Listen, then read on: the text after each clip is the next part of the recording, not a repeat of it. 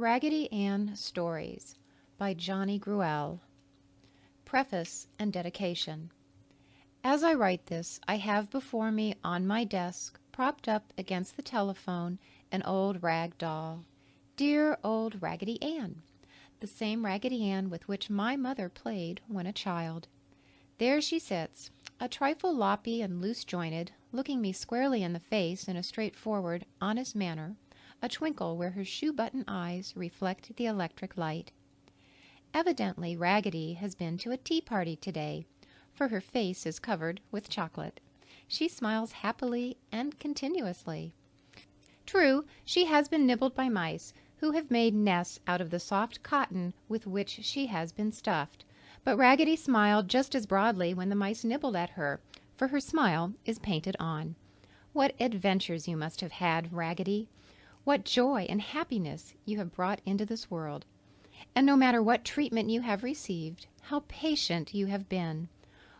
What lessons of kindness and fortitude you might teach could you but talk, you with your wisdom of 59 years. No wonder rag dolls are the best beloved. You are so kindly, so patient, so lovable. The more you become torn, tattered, and loose-jointed, rag dolls, the more you are loved by children. Who knows but that fairyland is filled with old, lovable rag dolls, soft, loppy rag dolls, who ride through all the wonders of fairyland in the crook of dimpled arms, snuggling close to childish breasts, within which beat hearts filled with eternal sunshine. So, to the millions of children and grown-ups who have loved a rag doll, I dedicate these stories of Raggedy Ann. Johnny Gruelle. Introduction. Marcella liked to play up in the attic at Grandma's quaint old house way out in the country, for there were so many old forgotten things to find up there. One day when Marcella was up in the attic and had played with the old spinning wheel until she had grown tired of it, she curled up on an old horsehair sofa to rest. I wonder what is in that barrel way back in the corner, she thought, as she jumped from the sofa and climbed over 2 dusty trunks to the barrel standing back under the eaves. It was quite dark back there, so when Marcella had pulled a large bundle of things from the barrel, she took them over to the dormer window where she could see better. There was a funny little bonnet with long white ribbons. Marcella put it on. In an old leather bag she found a number of tin types of queer-looking men and women in old-fashioned clothes. And there was one picture of a very pretty little girl with long curls tied tightly back from her forehead and wearing a long dress and queer pantaloons which reached to her shoe tops. And then, out of the heap, she pulled an old rag doll with only one shoe-button eye and a painted nose and a smiling mouth. Her dress was of soft material, blue with pretty little flowers and dots all over it. Forgetting everything else in the happiness of her find, Marcella caught up the rag doll and ran downstairs to show it to Grandma. Well, well, where did you find it? Grandma cried.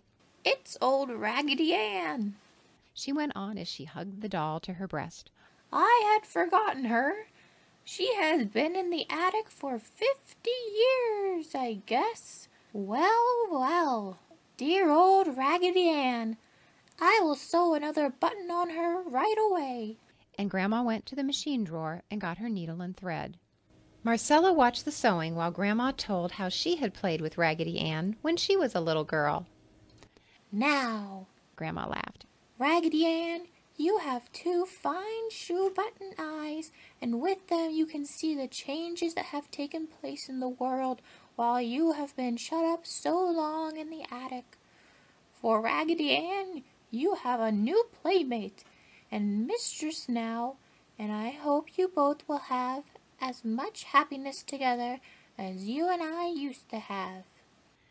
Then Grandma gave Raggedy Ann to Marcella, saying very seriously, Marcella, let me introduce my dear friend, Raggedy Ann.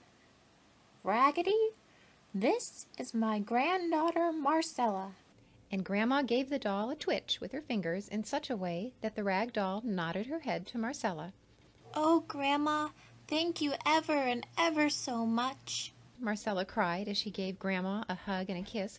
Raggedy Ann and I will have just loads of fun. And this is how Raggedy Ann joined the doll family at Marcella's house, where she began the adventures of Raggedy Ann told in the following stories. Raggedy Ann learns a lesson. One day the dolls were left all to themselves. Their little mistress had placed them all around the room and told them to be nice children while she was away. And there they sat and never even so much as wiggled a finger until their mistress had left the room. Then the soldier dolly turned his head and solemnly winked at Raggedy Ann. And when the front gate clicked and the dollies knew they were alone in the house, they all scrambled to their feet.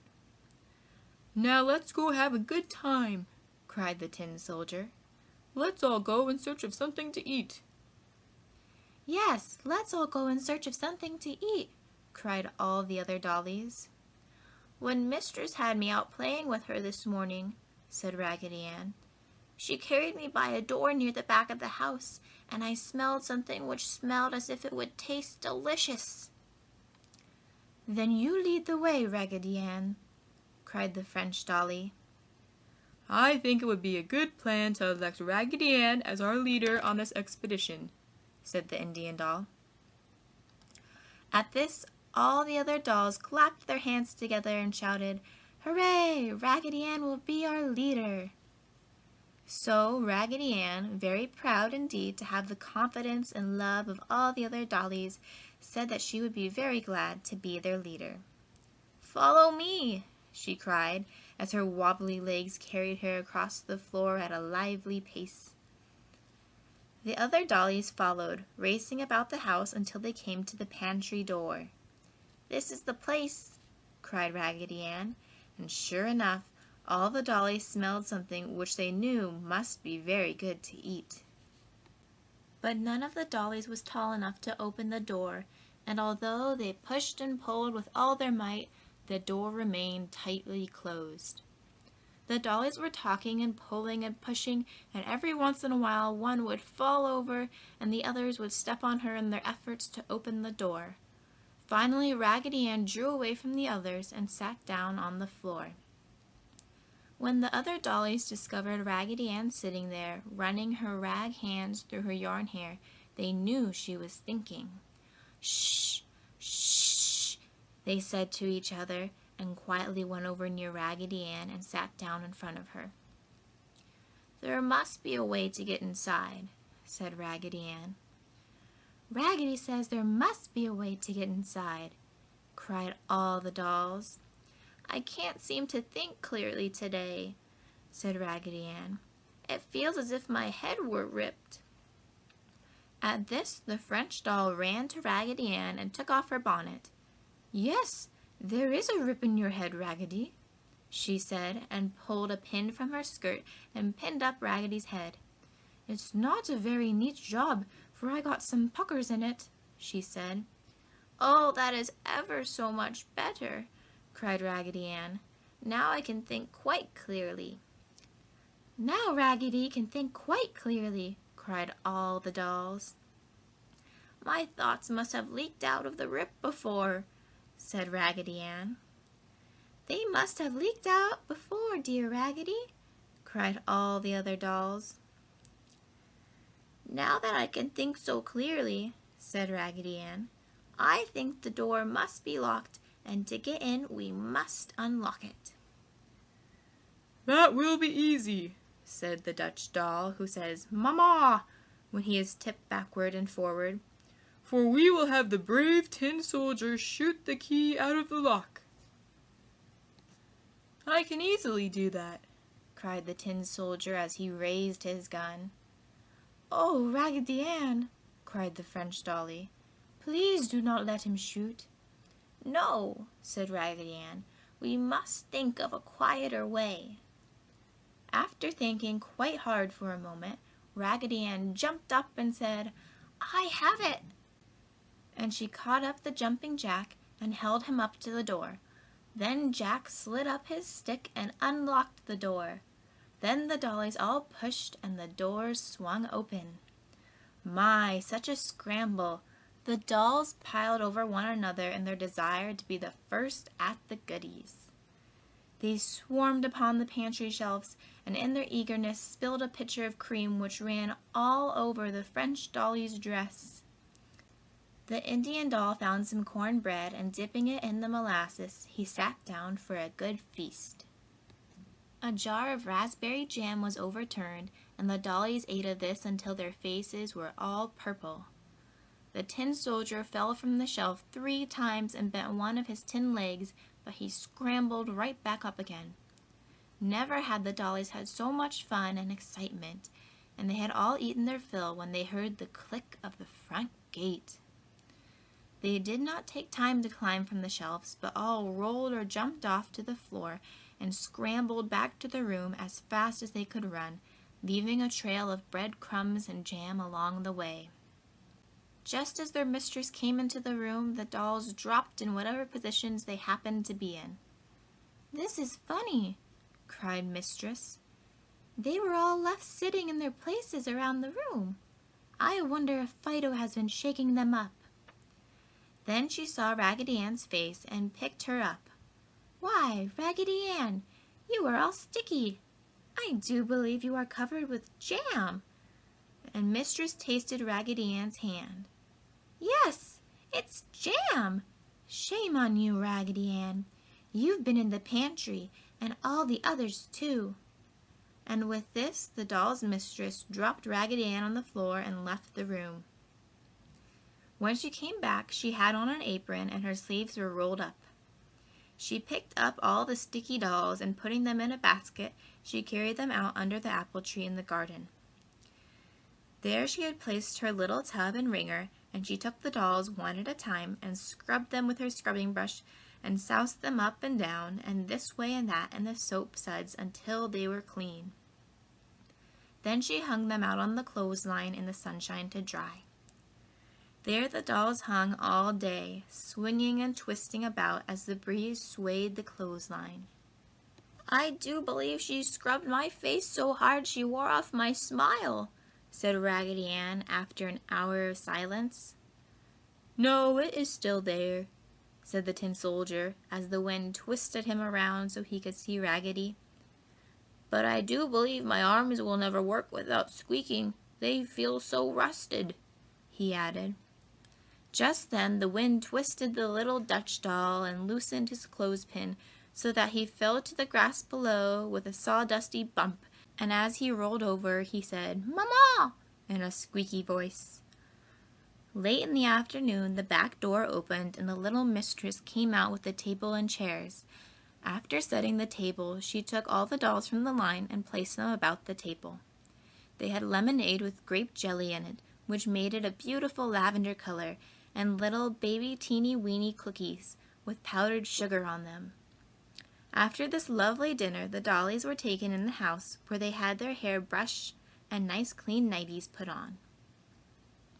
Then they were placed in their beds and Mistress kissed each one good night and tiptoed from the room. All the dolls lay as still as mice for a few minutes. Then Raggedy Ann raised up on her cotton-stuffed elbows and said, "I have been thinking." "Shh!" said all the other dollies. "Raggedy has been thinking." "Yes," said Raggedy Ann, "I have been thinking. Our mistress gave us the nice dinner out under the trees to teach us a lesson. She wished us to know that we could have had all the goodies we wished, whenever we wished, if we would have behaved ourselves. And our lesson was that we must never take without asking what we could always have for asking. So let us all remember and try never again to do anything which might cause those who love us any unhappiness." "Let us all remember," chimed all the other dollies. And Raggedy Ann, with a merry twinkle in her shoe-button eyes, lay back in her little bed, her cotton head filled with thoughts of love and happiness. Raggedy Ann and the Washing. "Why, Dinah, how could you?" Mama looked out of the window and saw Marcella run up to Dinah and take something out of her hand, and then put her head in her arm and commence crying. "What is the trouble, dear?" Mama asked as she came out of the door and knelt beside the little figure, shaking with sobs. Marcella held out Raggedy Ann, but such a comical-looking Raggedy Ann. Mama had to smile in spite of her sympathy, for Raggedy Ann looked ridiculous. Dinah's big eyes rolled out in a troubled manner, for Marcella had snatched Raggedy Ann from Dinah's hand as she cried, "Why, Dinah, how could you?" Dinah could not quite understand, and as she dearly loved Marcella, she was troubled. Raggedy Ann was not in the least downhearted when she felt she must look very funny. She continued to smile, but with a more expansive smile than ever before. Raggedy Ann knew just how it all happened, and her remaining shoe-button eye twinkled.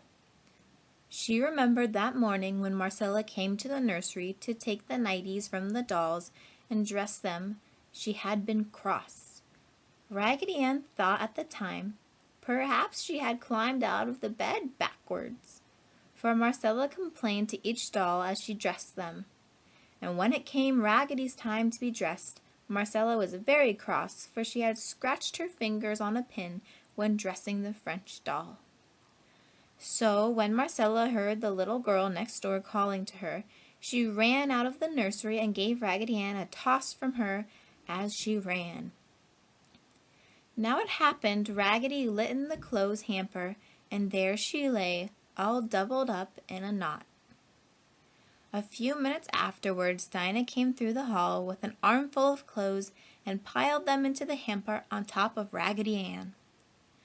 Then Dinah carried the hamper out in the back of the house where she did the washing. Dinah dumped all the clothes into the boiler and poured water on them. The boiler was then placed upon the stove. When the water began to get warm, Raggedy Ann wiggled around and climbed up amongst the clothes to the top of the boiler to peek out. There was too much steam and she could see nothing. For that matter, Dinah could not see Raggedy Ann either, on account of the steam.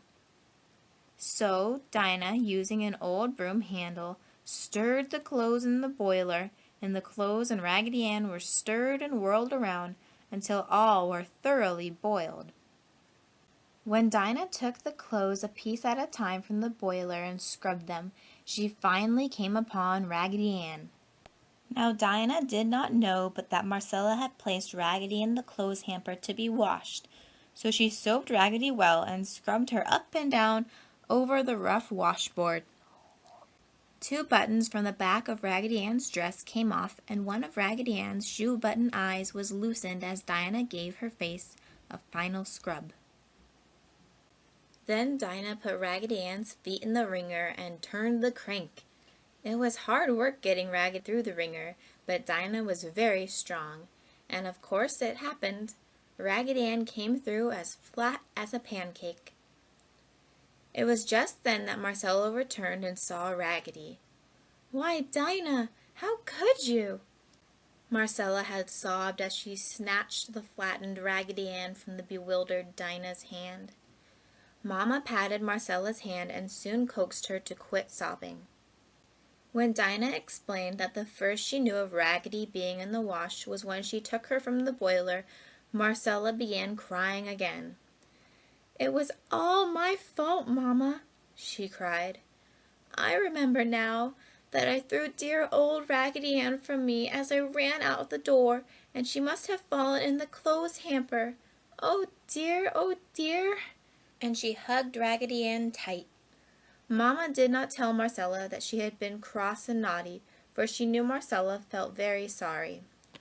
Instead, Mama put her arms around her and said, "Just see how Raggedy Ann takes it. She doesn't seem to be unhappy." And when Marcella brushed her tears away and looked at Raggedy Ann, flat as a pancake and with a cheery smile upon her painted face, she had to laugh. And Mama and Dinah had to laugh too, for Raggedy Ann's smile was almost twice as broad as it had been before. "Just let me hang Miss Raggedy on the line in the bright sunshine for half an hour," said Dinah, "and you won't know her when she comes off." So Raggedy Ann was pinned to the clothesline out in the bright sunshine, where she swayed and twisted in the breeze and listened to the chatter of the robins in a nearby tree. Every once in a while Dinah went out and rolled and patted Raggedy Ann until her cotton stuffing was soft and dry and fluffy, and her head and arms and legs were nice and round again. Then she took Raggedy Ann into the house and showed Marcella and Mama how clean and sweet she was. Marcella took Raggedy Ann right up to the nursery and told all the dolls just what had happened and how sorry she was that she had been so cross and peevish when she dressed them. And while the dolls said never a word, they looked at their little mistress with love in their eyes as she sat in the little red rocking chair and held Raggedy Ann tightly in her arms. And Raggedy Ann's remaining shoe-button eye looked up at her little mistress in rather a saucy manner, but upon her face was the same old smile of happiness, good humor, and love. Raggedy Ann and the Kite. Raggedy Ann watched with interest the preparations. A number of sticks were being fastened together with strings and covered with light cloth. Raggedy Ann heard some of the boys talk of the kite, so Raggedy Ann knew this must be a kite. When a tail had been fastened to the kite and a large ball of heavy twine tied to the front, one of the boys held the kite up in the air, and another boy walked off, unwinding the ball of twine. There was a nice breeze blowing, so the boy with the twine called, "Let her go!" and started running. Marcella held Raggedy Ann up so that she could watch the kite sail through the air. How nicely it climbed!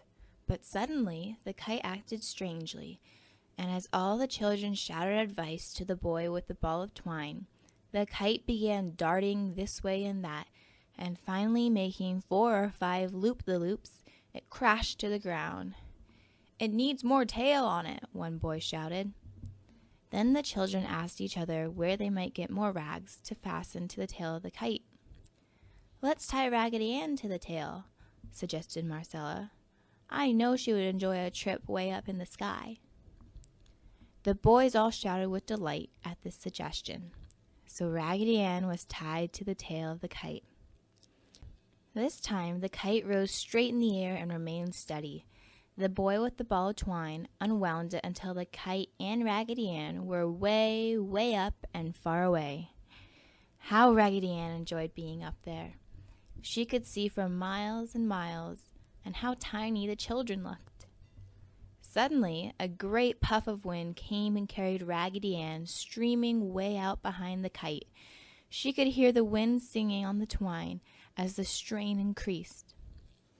Suddenly, Raggedy Ann felt something rip. It was the rag to which she was tied. As each puff of wind caught her, the rip widened. When Marcella watched Raggedy Ann rise high above the field, she wondered how much Raggedy Ann enjoyed it, and wished that she too might have gone along. But after the kite had been up in the air for 5 or 10 minutes, Marcella grew restless. There was more fun in tea parties out under the apple tree. "Will you please pull down the kite now?" she asked the boy with the twine. "I want Raggedy Ann." "Let her ride up there," the boy replied.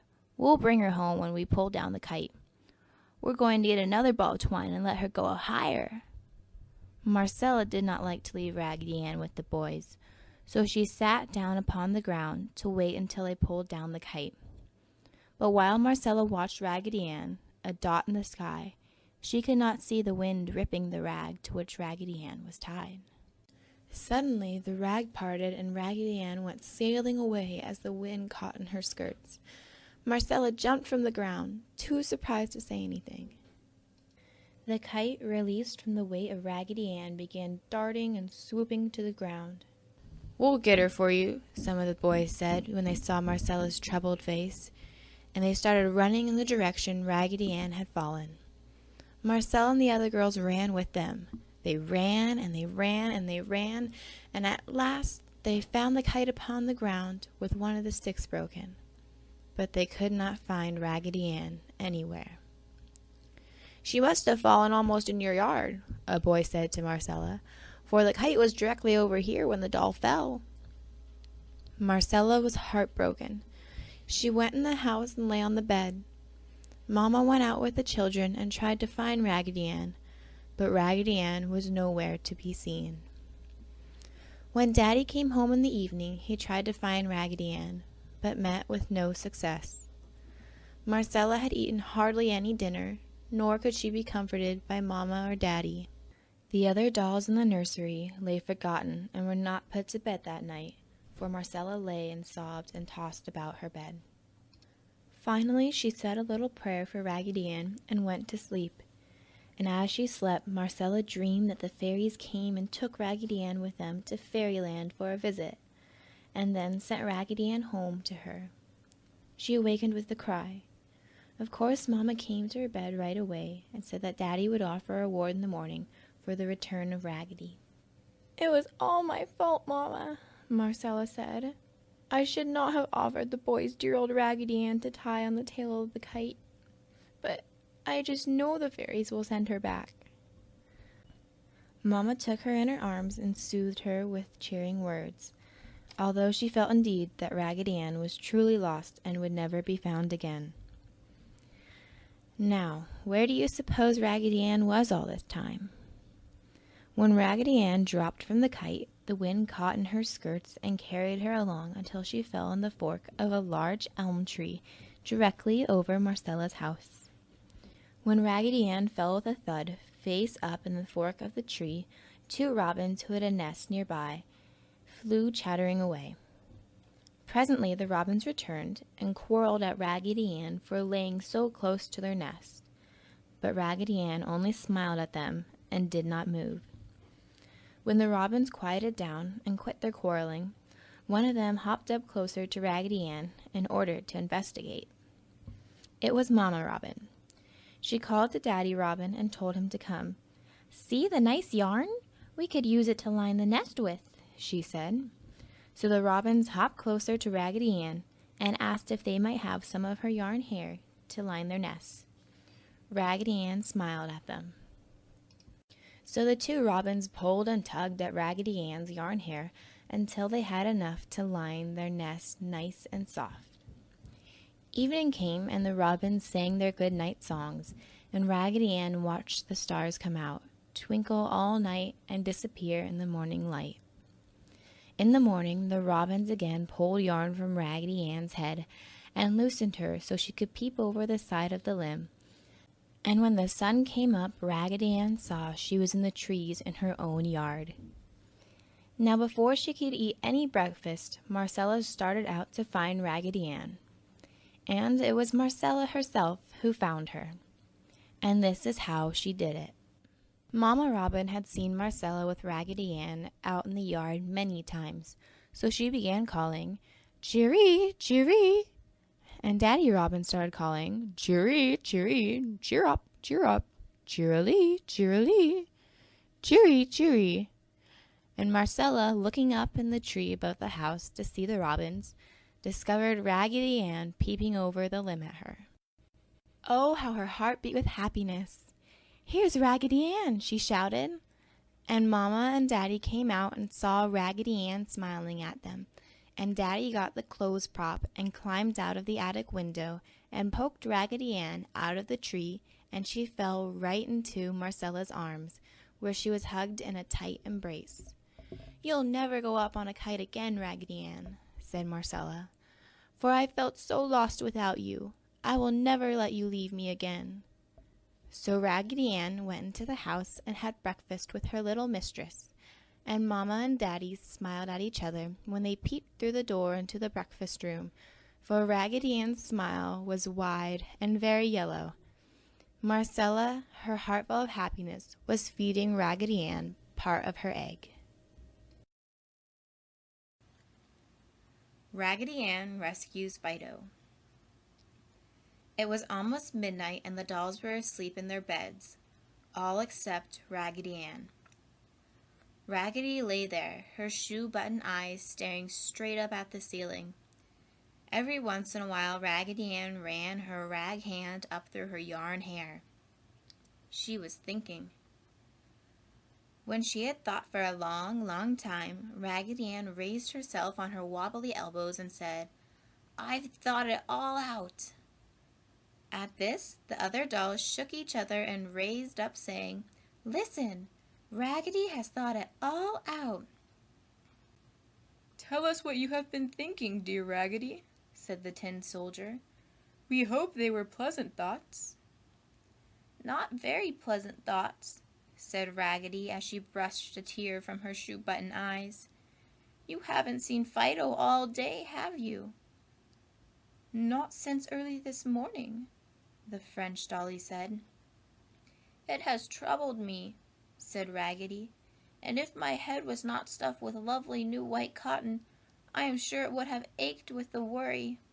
When Mistress took me into the living room this afternoon she was crying, and I heard her mamma say, 'We will find him, he is sure to come home soon,' and I knew they were talking of Fido.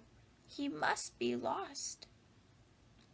The tin soldier jumped out of bed and ran over to Fido's basket, his tin feet clicking on the floor as he went.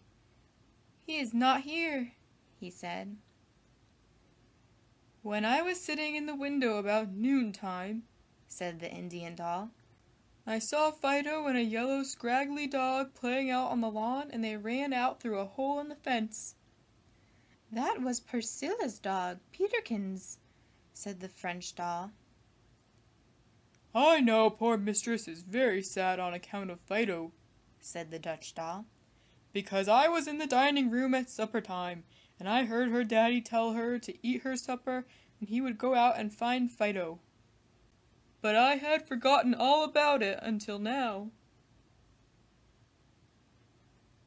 That is the trouble with all of us except Raggedy Ann, cried the little penny doll in a squeaky voice. "She has to think for all of us." "I think it would be a good plan for us to show our love for Mistress and try and find Fido," exclaimed Raggedy. "It is a good plan, Raggedy Ann," cried all the dolls.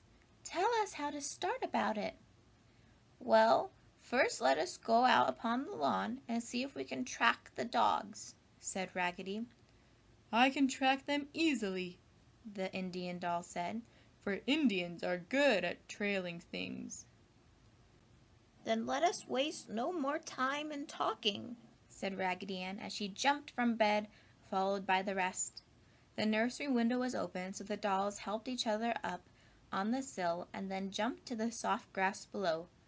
They fell in all sorts of queer attitudes, but of course the fall did not hurt them. At the hole in the fence, the Indian doll picked up the trail of the two dogs, and the dolls, stringing out behind, followed him until they came to Peterkins' house.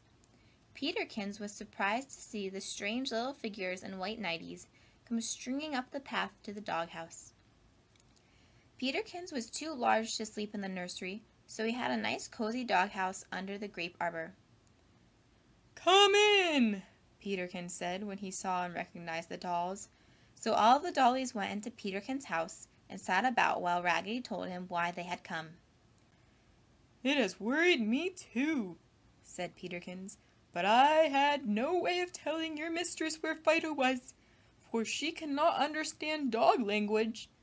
For you see," Peterkins continued, "Fido and I were having the grandest romp over in the park, when a great big man with a funny thing on the end of a stick came running towards us. We barked at him and Fido thought he was trying to play with us and went up too close, and do you know, that wicked man caught Fido in the thing at the end of the stick and carried him to a wagon and dumped him in with a lot of other dogs." "The dog catcher!" cried Raggedy Ann. "Yes," said Peterkins, as he wiped his eyes with his paws. "It was the dog catcher. For I followed the wagon at a distance and I saw him put all the dogs into a big wire pen so that none could get out." "Then you know the way there, Peterkins?" asked Raggedy Ann. "Yes, I can find it easily," Peterkins said. "Then show us the way!" Raggedy Ann cried. for we must try to rescue Fido." So Peterkins led the way up alleys and across streets, the dolls all pattering along behind him. It was a strange procession. Once a strange dog ran out at them, but Peterkins told him to mind his own business, and the strange dog returned to his own yard. At last they came to the dog catcher's place. Some of the dogs in the pen were barking at the moon, and others were whining and crying. There was Fido, all covered with mud and his pretty red ribbon dragging on the ground. My, but he was glad to see the dolls and Peterkins. All the dogs came to the side of the pen and twisted their heads from side to side, gazing in wonder at the queer figures of the dolls. "We will try and let you out," said Raggedy Ann. At this all the dogs barked joyfully. Then Raggedy Ann, the other dolls, and Peterkins went to the gate. The catch was too high for Raggedy Ann to reach, but Peterkins held Raggedy Ann in his mouth and stood up on his hind legs so that she could raise the catch. When the catch was raised, the dogs were so anxious to get out, they pushed and jumped against the gate so hard it flew open, knocking Peterkins and Raggedy Ann into the mud. Such a yapping and barking was never heard in the neighborhood as when the dogs swarmed out of the enclosure, jumping over one another and scrambling about in the mad rush out the gate. Fido picked himself up from where he had been rolled by the large dogs and helped Raggedy Ann to her feet. He, Peterkins, and all the dolls ran after the pack of dogs, turning the corner just as the dog catcher came running out of the house in his nightgown to see what was causing the trouble. He stopped in astonishment when he saw the string of dolls in white nighties pattering down the alley, for he could not imagine what they were. Well, you may be sure the dolls thanked Peterkins for his kind assistance, and they and Fido ran on home, for a faint light was beginning to show in the east where the sun was getting ready to come up. When they got to their own home, they found an old chair out in the yard, and after a great deal of work, they finally dragged it to the window and thus managed to get into the nursery again. Fido was very grateful to Raggedy Ann and the other dolls, and before he went to his basket, he gave them each a lick on the cheek. The dolls lost no time in scrambling into bed and pulling up the covers, for they were very sleepy, but just as they were dozing off, Raggedy Ann raised herself and said, "If my legs and arms were not stuffed with nice clean cotton, I feel sure they would ache, but being stuffed with nice clean white cotton, they do not ache, and I could not feel happier if my body were stuffed with sunshine, for I know how pleased and happy Mistress will be in the morning when she discovers Fido asleep in his own little basket, safe and sound at home." And as the dollies by this time were all asleep, Raggedy Ann pulled the sheet up to her chin and smiled so hard she ripped 2 stitches out of the back of her rag head.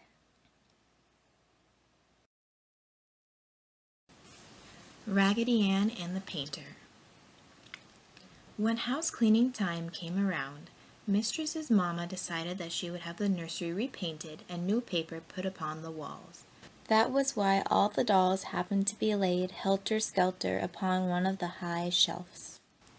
Mistress had been in to look at them and wished to put them to bed, but as the painters were coming again in the early morning, Mamma thought it best that their beds be piled in the closet. So the dolls' beds were piled into the closet, one on top of another, and the dolls were placed upon the high shelf. When all was quiet that night, Raggedy Ann, who was on the bottom of the pile of the dolls, spoke softly and asked the others if they would mind moving along the shelf. "The cotton in my body is getting mashed as flat as a pancake," said Raggedy Ann, and although the tin soldier was piled so that his foot was pressed into Raggedy Ann's face, she still wore her customary smile. So the dolls began moving off to one side until Raggedy Ann was free to sit up. "Ah, that's a great deal better," she said, stretching her arms and legs to get the kinks out of them and patting her dress into shape. "Well, I'll be glad when morning comes," she said finally, "for I know Mistress will take us out into the yard and play with us under the trees." So the dolls sat and talked until daylight, when the painters came to work. One of the painters, a young fellow, seeing the dolls, reached up and took Raggedy Ann down from the shelf. "Look at this rag doll, Jim," he said to one of the other painters. "She's a daisy." And he took Raggedy Ann by the hands and danced with her a while. He whistled a lively tune. Raggedy Ann's heels hit the floor, thumpity-thump, and she enjoyed it immensely. The other dolls sat upon the shelf and looked straight before them, for it would never do to let grown-up men know that dolls were really alive. "Better put her back upon the shelf," said one of the other men. "You'll have that little girl after you. The chances are that she likes that old rag doll better than any of the others." But the young painter twisted Raggedy Ann into funny attitudes and laughed as she looped about. Finally, he got to tossing her up in the air and catching her.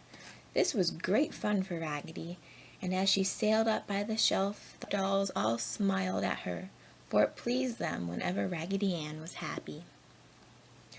But the young fellow threw Raggedy Ann up into the air once too often, and when she came down he failed to catch her, and she came down splash, head first into a bucket of oily paint. "I told you," said the older painter. "and now you are in for it." "My goodness, I didn't mean to do it," said the young fellow. "What had I better do with her?" "Better put her back on the shelf," replied the other. So Raggedy was placed upon the shelf, and the paint ran from her head and trickled down upon her dress. After breakfast, Mistress came into the nursery and saw Raggedy all covered with paint, and she began crying. The young painter felt sorry and told her how it had happened.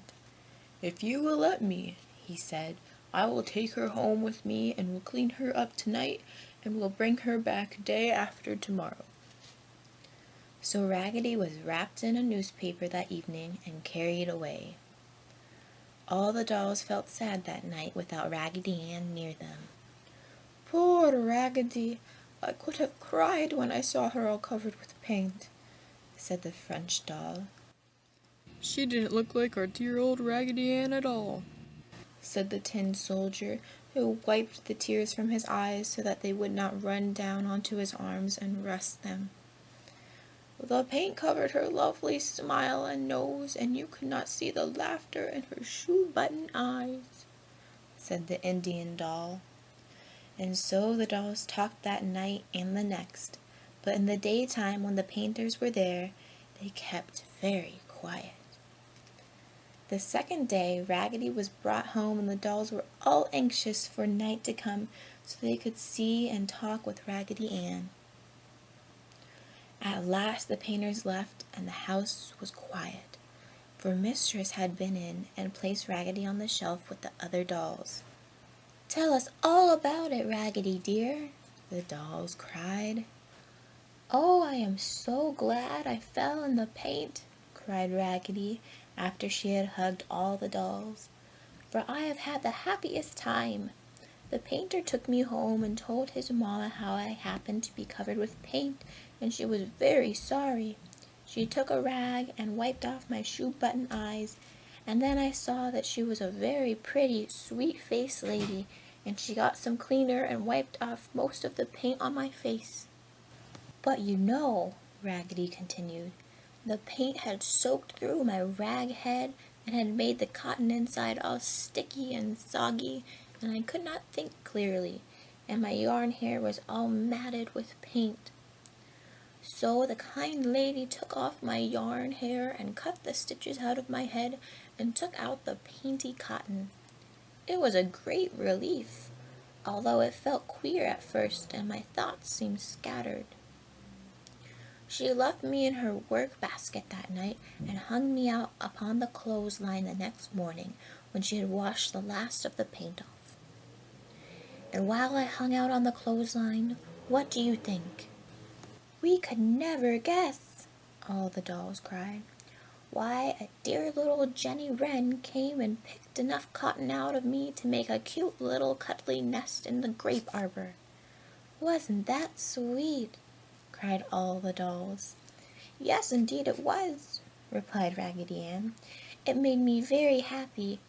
Then when the lady took me in the house again, she stuffed me with lovely nice new cotton, all the way from my knees up, and sewed me up and put new yarn on my head for hair, and it's a secret," said Raggedy Ann. "Oh, tell us the secret!" cried all the dolls as they pressed closer to Raggedy. "Well, I know you will not tell anyone who would not be glad to know about it, so I will tell you the secret and why I am wearing my smile a trifle broader," said Raggedy Ann. The dolls all said that Raggedy Ann's smile was indeed a quarter of an inch wider on each side.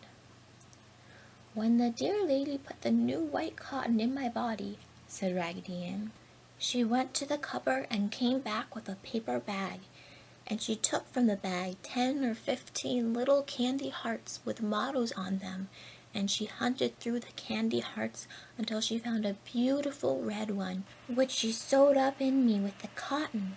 So that is the secret, and that is why I am so happy. Feel here," said Raggedy Ann. All the dolls could feel Raggedy Ann's beautiful new candy heart, and they were very happy for her. After all had hugged each other good night and had cuddled up for the night, the tin soldier asked, "Did you have a chance to see what the motto on your new candy heart was, Raggedy Ann?" "Oh, yes," replied Raggedy Ann. "I was so happy I forgot to tell you. It had printed upon it in nice blue letters, 'I love you.'"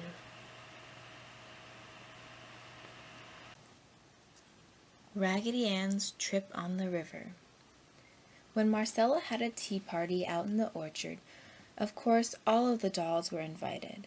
Raggedy Ann, the Tin Soldier, the Indian doll, and all the others, even the 4 little penny dolls in the spool box. After a lovely tea party with ginger cookies and milk, of course the dolls were very sleepy. At least Marcella thought so, so she took all except Raggedy Ann into the house and put them to bed for their afternoon nap. Then Marcella told Raggedy Ann to stay there and watch the things. As there was nothing else to do, Raggedy Ann waited for Marcella to return, and as she watched the little ants eating cookie crumbs Marcella had thrown to them, she heard all of a sudden the patter of puppy feet behind her. It was Fido. The puppy dog ran up to Raggedy Ann and twisted his head about as he looked at her. Then he put his front feet out and barked in Raggedy Ann's face. Raggedy Ann tried to look very stern, but she could not hide the broad smile painted on her face. "Oh, you want to play, do you?" The puppy barked as he jumped at Raggedy Ann and then jumped back again.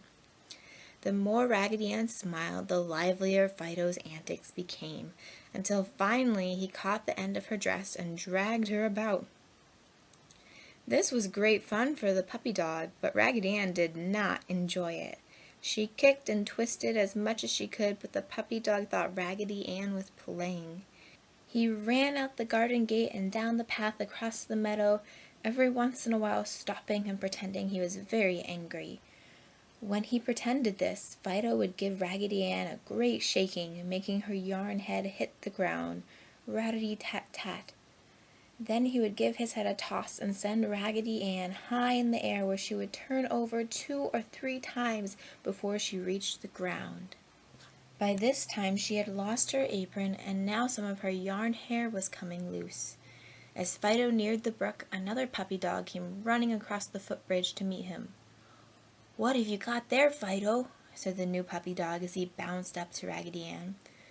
"This is Raggedy Ann," answered Fido. "She and I are having a lovely time playing." You see, Fido really thought Raggedy enjoyed being tossed around and whirled high up in the air, but of course she didn't. However, the game didn't last much longer. As Raggedy Ann hit the ground, the new puppy dog caught her dress and ran with her across the bridge, Fido barking close behind him. In the center of the bridge, Fido caught up with the new puppy, and they had a lively tug-of-war with Raggedy Ann stretched between them. As they pulled and tugged and flopped Raggedy Ann about, Somehow she fell over the side of the bridge into the water. The puppy dogs were surprised, and Fido was very sorry indeed, for he remembered how good Raggedy Ann had been to him, and how she had rescued him from the dog pound. But the current carried Raggedy Ann right along, and all Fido could do was to run along the bank and bark. Now, you would have thought Raggedy Ann would sink, but no, she floated nicely, for she was stuffed with clean white cotton, and the water didn't soak through very quickly. After a while, the strange puppy and Fido grew tired of running along the bank, and the strange puppy scampered home over the meadow with his tail carried gaily over his back, as if he had nothing to be ashamed of. But Fido walked home very sorry indeed. His little heart was broken to think that he caused Raggedy Ann to be drowned. But Raggedy Ann didn't drown. Not a bit of it. In fact, she even went to sleep on the brook, for the motion of the current was very soothing as it carried her along, just like being rocked by Marcella. So, sleeping peacefully, Raggedy Ann drifted along with the current until she came to a pool where she lodged against a large stone. Raggedy Ann tried to climb upon the stone, but by this time the water had thoroughly soaked through Raggedy Ann's nice clean white cotton stuffing, and she was so heavy she could not climb. So there she had to stay until Marcella and Daddy came along and found her. You see, they had been looking for her. They had found pieces of her apron all along the path and across the meadow where Fido and the strange puppy dog had shaken them from Raggedy Ann. So they followed the brook until they found her. When Daddy fished Raggedy Ann from the water, Marcella hugged her so tightly to her breast, the water ran from Raggedy Ann and dripped all over Marcella's apron. But Marcella was so glad to find Raggedy Ann again, she didn't mind it a bit. She just hurried home and took off all of Raggedy Ann's wet clothes and placed her on a little red chair in front of the oven door, and then brought all the other dolls in and read a fairy tale to them while Raggedy Ann steamed and dried. When Raggedy Ann was thoroughly dry, Mama said she thought the cake must be finished, and she took from the oven a lovely chocolate cake and gave Marcella a large piece to have another tea party with. That night, when all the house was asleep, Raggedy Ann raised up in bed and said to the dolls who were still awake, "I am so happy I do not feel a bit sleepy. Do you know, I believe the water soaked me so thoroughly my candy heart must have melted and filled with my whole body. And I do not feel the least bit angry with Fido for playing with me so roughly." So all the other dolls were happy too, for happiness is very easy to catch when we love one another and are sweet all through. Raggedy Ann and the Strange Dolls. Raggedy Ann lay just as Marcella had dropped her, all sprawled out with her rag arms and legs twisted in ungraceful attitudes. Her yarn hair was twisted and lay partly over her face, hiding one of her shoe-button eyes. Raggedy gave no sign that she had heard, but lay there smiling at the ceiling. Perhaps Raggedy Ann knew that what the dolls were saying was true, but sometimes the truth may hurt, and this may have been the reason Raggedy Ann lay there so still. Did you ever see such an ungainly creature? I do believe it has shoe buttons for eyes. And yarn hair! Mercy, did you ever see such a feat? The Dutch doll rolled off the doll sofa and said, "Mama," in his quavery voice. He was so surprised at hearing anyone speak so of beloved Raggedy Ann.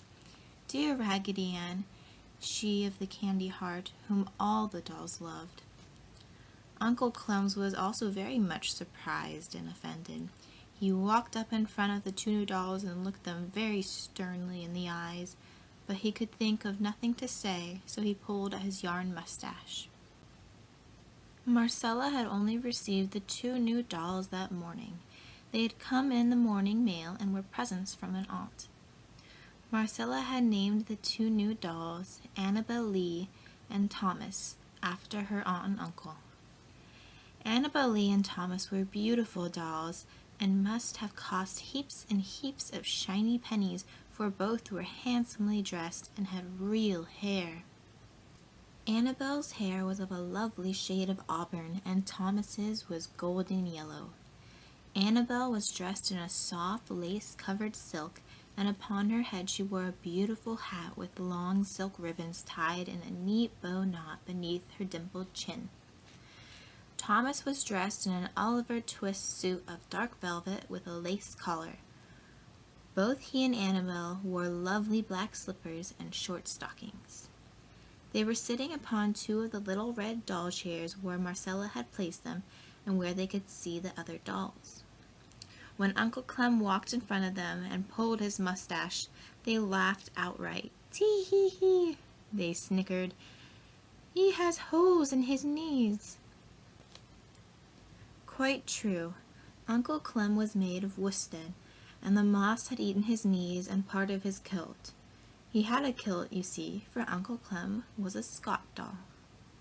Uncle Clem shook, but he felt so hurt he could think of nothing to say.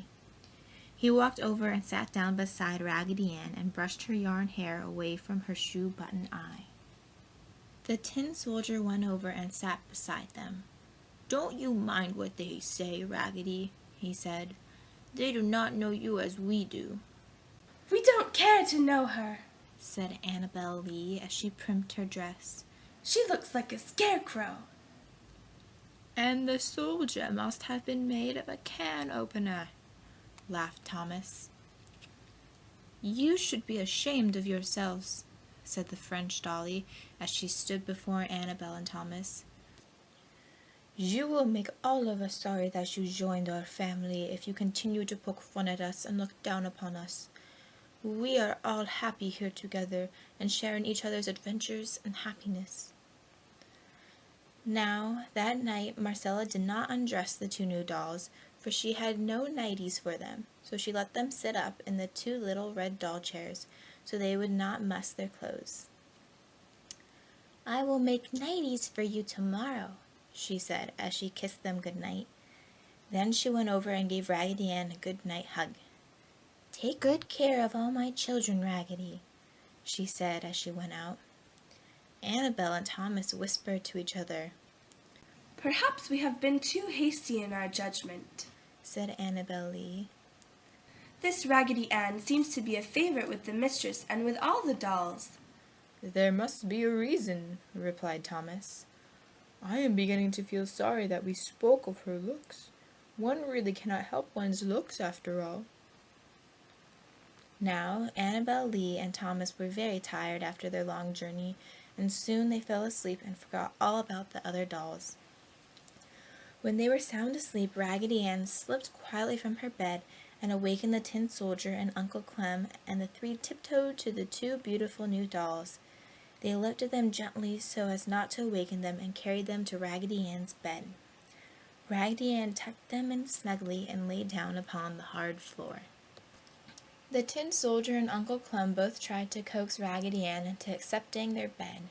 They slept together, but Raggedy Ann would not hear of it. I am stuffed with nice soft cotton, and the hard floor does not bother me at all, said Raggedy. At daybreak the next morning, Annabel and Thomas awakened to find themselves in Raggedy Ann's bed, and as they raised up and looked at each other, each knew how ashamed the other felt, for they knew Raggedy Ann had generously given them her bed. There Raggedy Ann lay, all sprawled out upon the hard floor, her rag arms and legs twisted in ungraceful attitudes. How good and honest she looks, said Annabel. It must be her shoe-button eyes. How nicely her yarn hair falls and loops over her face, exclaimed Thomas. I did not notice how pleasant her face looked last night. The others seem to love her ever and ever so much, mused Annabel. It must be because she is so kind. Both new dolls were silent for a while, thinking deeply. How do you feel? Thomas finally asked. Very much ashamed of myself, answered Annabel. And you, Thomas? As soon as Raggedy Ann awakens, I shall tell her just how much I am ashamed of myself, and if she can, I want her to forgive me," Thomas said. "The more I look at her, the better I like her," said Annabel. "I'm going to kiss her," said Thomas. "You'll awaken her if you do," said Annabel. But Thomas climbed out of bed and kissed Raggedy Ann on her painted cheek and smoothed her yarn hair from her rag forehead. And Annabel Lee climbed out of bed and kissed Raggedy Ann. Then Thomas and Annabel Lee gently carried Raggedy Ann and put her in her own bed and tenderly tucked her in, and they took their seats in the 2 little red chairs. After a while, Annabel said softly to Thomas, "I feel ever and ever so much better and happier." "So do I," Thomas replied. "It's like a whole lot of sunshine coming into a dark room, and I shall always try to keep it there." Fido had one fuzzy white ear sticking over the edge of his basket, and he gave his tail a few thumps against his pillow. Raggedy Ann lay quietly in bed where Thomas and Annabel had tucked her, and as she smiled at the ceiling, her candy heart, with "I love you" written on it, thrilled with contentment, for, as you have probably guessed, Raggedy Ann had not been asleep at all. Raggedy Ann and the Kittens. Raggedy Ann had been away all day. Marcella had come early in the morning and dressed all the dolls and placed them about the nursery. Some of the dolls had been put in the little red chairs around the little doll table. There was nothing to eat upon the table except a turkey, a fried egg, and an apple, all made of plaster of Paris and painted in natural colors. The little teapot and other doll dishes were empty, but Marcella had told them to enjoy their dinner while she was away. The French dolly had been given a seat upon the doll sofa, and Uncle Clem had been placed at the piano. Marcella picked up Raggedy Ann and carried her out of the nursery when she left, telling the dolls to be real good children while Mama is away. When the door closed, the tin soldier winked at the Dutch boy doll and handed the imitation turkey to the penny dolls. "Have some nice turkey?" he asked. No, thank you. The penny dolls said in little tiny penny doll squeaky voices. We have had all we can eat. "Shall I play you a tune?" asked Uncle Clem of the French doll. At this all the dolls laughed, for Uncle Clem could not begin to play any tune. Raggedy Ann was the only doll who had ever taken lessons, and she could play Peter, Peter, Pumpkin Eater with one hand. In fact, Marcella had almost worn out Raggedy Ann's right hand teaching it to her. "Play something lively," said the French doll, as she giggled behind her hand, so Uncle Clem began hammering the 8 keys on the toy piano with all his might until a noise was heard upon the stairs. Quick as a wink, all the dolls took the same positions in which they had been placed by Marcella, for they did not wish really truly people to know that they could move about. But it was only Fido. He put his nose in the door and looked around. All the dolls at the table looked steadily at the painted food, and Uncle Clem leaned upon the piano keys looking just as unconcerned as when he had been placed there. Then Fido pushed the door open and came into the nursery, wagging his tail. He walked over to the table and sniffed, in hopes Marcella had given the dolls real food and that some would still be left. "Where's Raggedy Ann?" Fido asked, when he had satisfied himself that there was no food. "Mistress took Raggedy Ann and went somewhere," all the dolls answered in chorus. "I've found something I must tell Raggedy Ann about," said Fido, as he scratched his ear. Is it a secret? asked the penny dolls. "Secret nothing," replied Fido. "It's kittens." "How lovely!" cried all the dolls. "Really? Live kittens?" "Really live kittens," replied Fido. 3 little tiny ones, out in the barn. "Oh, I wish Raggedy Ann was here," cried the French doll. "She would know what to do about it." "That's why I wanted to see her," said Fido as he thumped his tail on the floor. "I did not know there were any kittens, and I went in the barn to hunt for mice, and the first thing I knew, Mama Cat came bouncing right at me with her eyes looking green. I tell you, I hurried out of there." "How did you know there were any kittens, then?" asked Uncle Clem. "I waited around the barn until Mama Cat went up to the house, and then I slipped into the barn again, for I knew there must be something inside, or she would not have jumped at me that way. We are always very friendly, you know," Fido continued. "And what was my surprise to find 3 tiny little kittens in an old basket, way back in a dark corner." "Go get them, Fido, and bring them up so we can see them," said the tin soldier. "Not me," said Fido. "If I had a suit of tin clothes on like you have, I might do it, but you know cats can scratch very hard if they want to." "We will tell Raggedy when she comes in," said the French doll, and then Fido went out to play with a neighbor dog. So, when Raggedy Ann had been returned to the nursery, the dolls could hardly wait until Marcella had put on their nighties and left them for the night. Then they told Raggedy Ann all about the kittens. Raggedy Ann jumped from her bed and ran over to Fido's basket. He wasn't there. Then Raggedy Ann suggested that all the dolls go out to the barn and see the kittens. This they did easily, for the window was open and it was but a short jump to the ground. They found Fido out near the barn watching a hole. "I was afraid something might disturb them," he said, "for Mama Cat went away about an hour ago." All the dolls, with Raggedy Ann in the lead, crawled through the hole and ran to the basket. Just as Raggedy Ann started to pick up one of the kittens, there was a lot of howling and yelping, and Fido came bounding through the hole with Mama Cat behind him. When Mama Cat caught up with Fido, he would yelp. When Fido and Mama Cat had circled the barn 2 or 3 times, Fido managed to find the hole and escape to the yard. Then Mama Cat came over to the basket and saw all the dolls.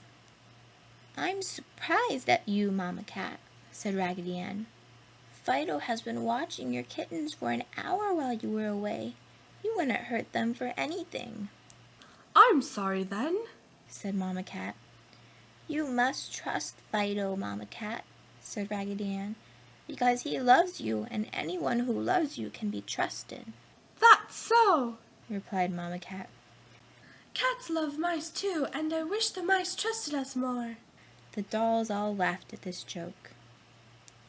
"Have you told the folks up at the house about your dear little kittens?" Raggedy Ann asked. "Oh my, no!" exclaimed Mama Cat. "At the last place I lived, the people found out about my kittens, and do you know, all the kittens disappeared. Meow! I intend keeping this a secret." But all the folks at this house are very kindly people and would dearly love your kittens," cried all the dolls. "Let's take them right up to the nursery," said Raggedy Ann, "and Mistress can find them there in the morning." "How lovely!" said all the dolls in chorus. "Do, Mama Cat. Raggedy Ann knows, for she is stuffed with nice clean white cotton and is very wise." So, after a great deal of persuasion, Mama Cat finally consented. Raggedy Ann took 2 of the kittens and carried them to the house, while Mama Cat carried the other. Raggedy Ann wanted to give the kittens her bed, but Fido, who was anxious to prove his affection, insisted that Mama Cat and the kittens should have his nice soft basket. The dolls could hardly sleep that night. They were so anxious to see what Mistress would say when she found the dear little kittens in the morning. Raggedy Ann did not sleep a wink, for she shared her bed with Fido, and he kept her awake whispering to her. In the morning, when Marcella came to the nursery, the first thing she saw was the 3 little kittens. She cried out in delight and carried them all down to show Mama and Daddy. Mama Cat went trailing along, arching her back and purring with pride as she rubbed against all the chairs and doors. Mama and Daddy said the kittens could stay in the nursery and belong to Marcella. So Marcella took them back to Fido's basket while she hunted names for them out of a fairy tale book. Marcella finally decided upon 3 names: Prince Charming for the white kitty, Cinderella for the Maltese, and Princess Golden for the kitty with the yellow stripes. So that is how the 3 little kittens came to live in the nursery. And it all turned out just as Raggedy Ann had said, for her head was stuffed with clean white cotton, and she could think exceedingly wise thoughts. And Mamma Cat found out that Fido was a very good friend too. She grew to trust him so much she would even let him help wash the kittens' faces. Raggedy Ann and the Fairy's Gift. All the dolls were tucked snugly in their little doll beds for the night, and the large house was very still. Every once in a while Fido would raise one ear and partly open one eye, for his keen dog sense seemed to tell him that something was about to happen. Finally he opened both eyes, sniffed into the air, and getting out of his basket and shaking himself, he trotted across the nursery to Raggedy Ann's bed. Fido put his cold nose in Raggedy Ann's neck. She raised her head from the little pillow. "Oh, it's you, Fido," said Raggedy Ann. "I dreamed the tin soldier put an icicle down my neck." "I can't sleep," Fido told Raggedy Ann. "I feel something is about to happen." "You've been eating too many bones lately, Fido, and they keep you awake," Raggedy replied. "No, it isn't that. I haven't had any bones since the folks had beef last Sunday. It isn't that. Listen, Raggedy." Raggedy Ann listened. There was a murmur as if someone were singing far away. "What is it?" asked Fido. "Shh!" cautioned Raggedy Ann. "It's music." It was indeed music, the most beautiful music Raggedy Ann had ever heard. It grew louder, but still seemed to be far away. Raggedy Ann and Fido could hear it distinctly, and it sounded as if hundreds of voices were singing in unison. "Please don't howl, Fido," Raggedy Ann said as she put her 2 rag arms around the dog's nose. Fido usually sang when he heard music. But Fido did not sing this time. He was filled with wonder. It seemed as if something very nice was going to happen. Raggedy Ann sat upright in bed. The room was flooded with a strange, beautiful light, and the music came floating in through the nursery window. Raggedy Ann hopped from her bed and ran across the floor, trailing the bedclothes behind her. Fido followed close behind, and together they looked out the window and across the flower garden. There among the flowers were hundreds of tiny beings, some playing on tiny reed instruments and flower horns, while others sang. This was strange, wonderful music Raggedy Ann and Fido had heard. "It's the fairies," said Raggedy Ann. "To your basket, quick, Fido! They are coming this way." And Raggedy Ann ran back to her bed with the bedclothes trailing behind her. Fido gave 3 jumps and he was in his basket, pretending he was sound asleep, but one little black eye was peeping through a chink in the side. Raggedy jumped into her bed and pulled the covers to her chin, but lay so that her shoe-button eyes could see towards the window. Little fairy forms, radiant as silver, came flitting into the nursery, singing in faraway voices. They carried a little bundle. A beautiful light came from this bundle, and to Raggedy Ann and Fido, it seemed like sunshine and moonshine mixed. It was a soft, mellow light, just the sort of light you would expect to accompany fairy folk. As Raggedy watched, her candy heart went pitty-pat against her cotton stuffing, for she saw a tiny pink foot sticking out of the bundle of light. The fairy troop sailed across the nursery and through the door with their bundle, and Raggedy Ann and Fido listened to their faraway music as they went down the hall. Presently the fairies returned without the bundle and disappeared through the nursery window. Raggedy Ann and Fido again ran to the window and saw the fairy troop dancing among the flowers. The light from the bundle still hung about the nursery, and a strange, lovely perfume floated about. When the fairies' music ceased and they had flown away, Raggedy Ann and Fido returned to Raggedy's bed to think it all out. When old Mr. Sun peeped over the garden wall and into the nursery, and the other dolls awakened, Raggedy Ann and Fido were still puzzled. "What is it, Raggedy Ann?" asked the Tin Soldier and Uncle Clem in one voice.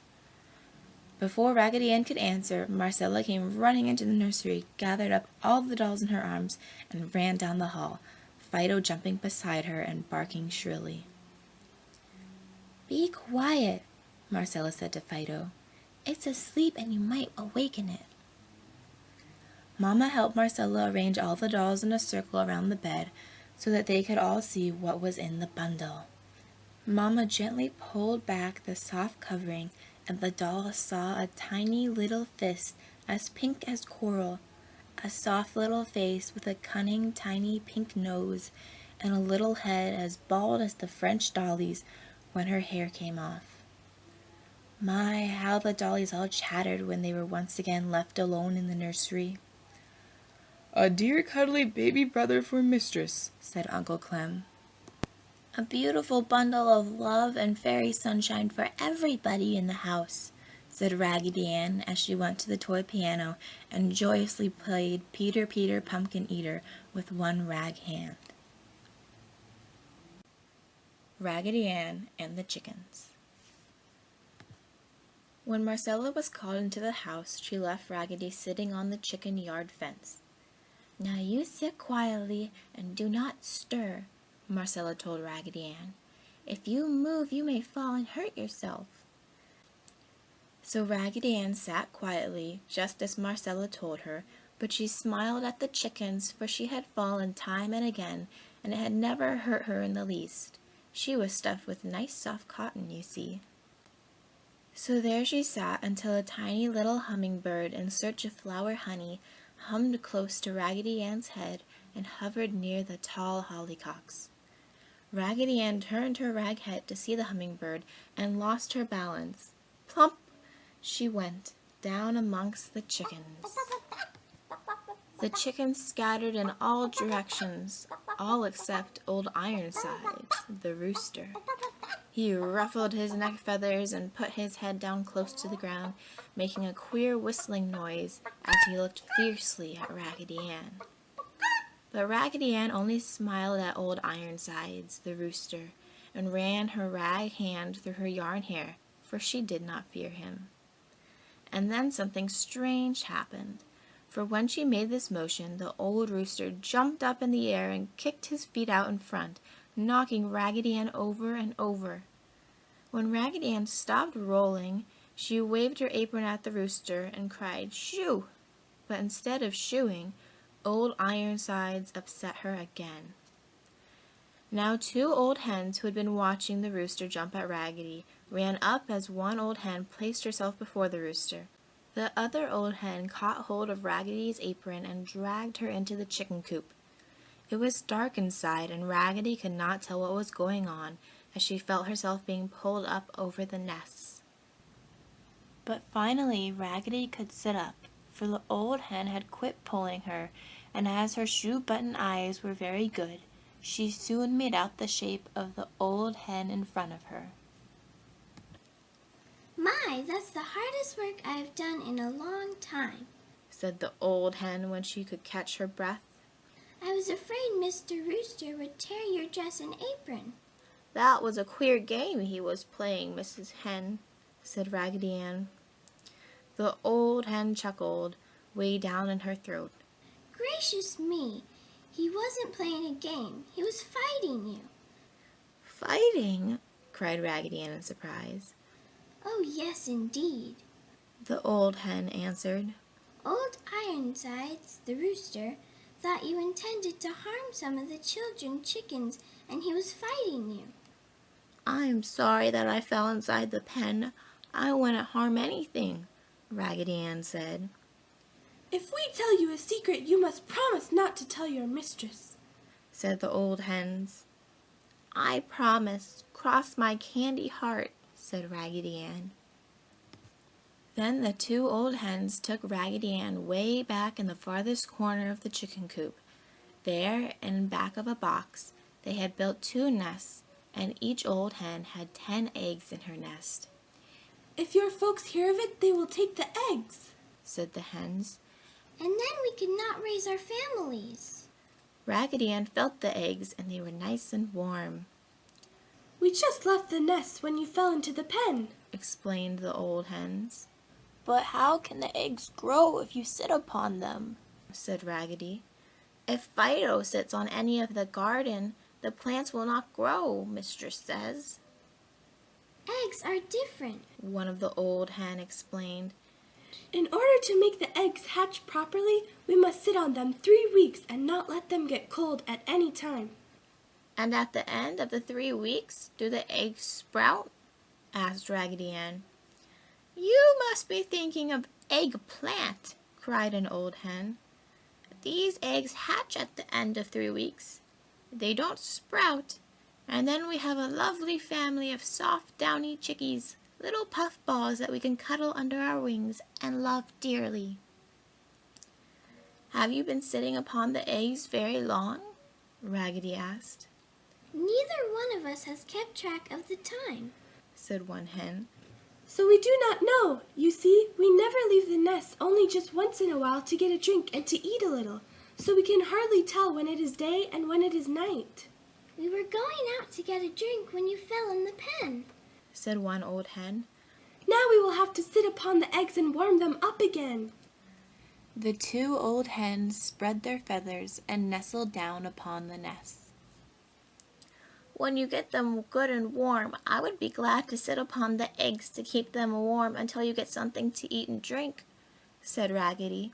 So the 2 old hens walked out of the coop to finish their meal, which had been interrupted by Raggedy's fall. And while they were gone, Raggedy Ann sat quietly upon the warm eggs. Suddenly, down beneath her, she heard something go, pick, pick. I hope it isn't a mouse, Raggedy Ann said to herself when she felt something move.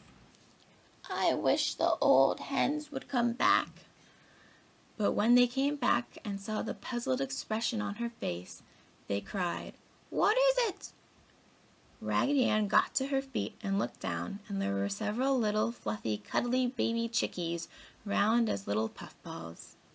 Cheep, cheep, cheep, they cried when Raggedy stepped out of the nest. Baby chicks, Raggedy cried as she stopped and picked up one of the little puffballs.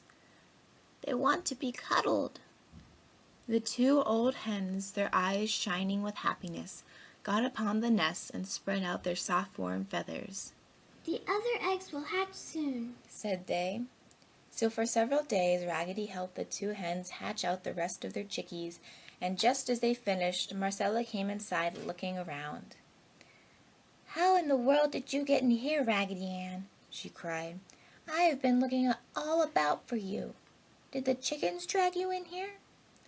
Both old hens down behind the box clucked softly to the chickies beneath them, and Marcella overheard them. She lifted the box away and gave a little squeal of surprise and happiness. Oh, dear old henny pennies, she cried, lifting both old hens from their nests.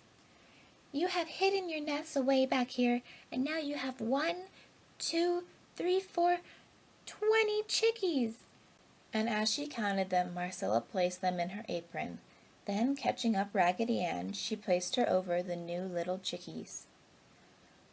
Come on, old henny pennies, she said, and went out of the coop with the 2 old hens clucking at her heels. Marcella called Daddy, and Daddy rolled 2 barrels out under one of the trees and made a nice bed in each. Then he nailed slates across the front, leaving a place for a door. Each henny penny was then given 10 little chickies and shut up in the barrel.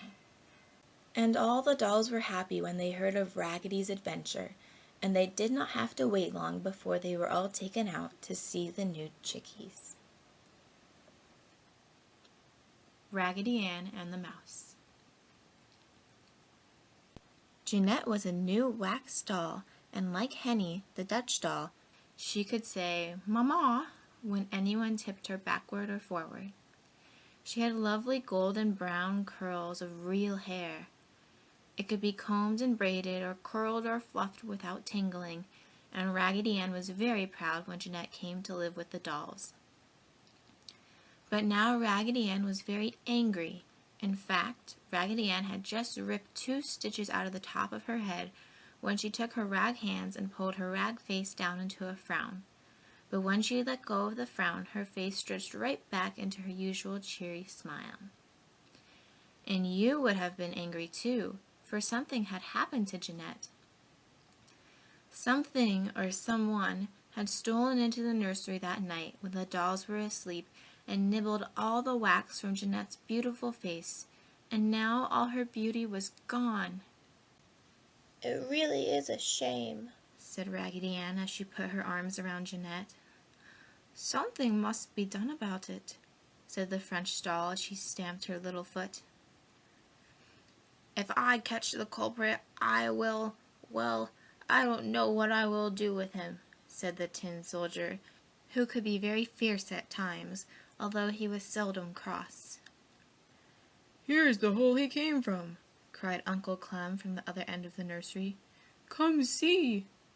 All the dolls ran to where Uncle Clem was, down on his hands and knees. This must be the place, said Raggedy Ann. We will plug up the hole with something so he will not come out again. The dolls hunted around and brought rags and pieces of paper and pushed them into the mouse's doorway. I thought I heard nibbling last night, one of the penny dolls said.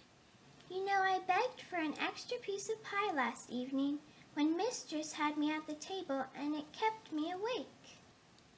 While the dolls were talking, Marcella ran downstairs with Jeanette and told Daddy and Mama, who came upstairs with Marcella, and hunted around until they discovered the mouse's doorway. Oh, why couldn't it have chewed on me? Raggedy Ann asked herself when she saw Marcella's sorrowful face, for Raggedy Ann was never selfish. Daddy will take Jeanette downtown with him and have her fixed up as good as new, said Mama, so Jeanette was wrapped in soft tissue paper and taken away. Later in the day, Marcella came bouncing into the nursery with a surprise for the dolls. It was a dear, fuzzy little kitten. Marcella introduced the kitten to all the dolls. Her name is Boots, because she has 4 little white feet, said Marcella. So Boots, the happy little creature, played with the penny dolls, scrapping them all over the floor and peeping out from behind chairs and pouncing upon them as if they were mice, and the penny dolls enjoyed it hugely. When Marcella was not in the nursery, Raggedy Ann wrestled with Boots and they would roll over and over upon the floor, Boots with her front feet around Raggedy Ann's neck and kicking with her hind feet.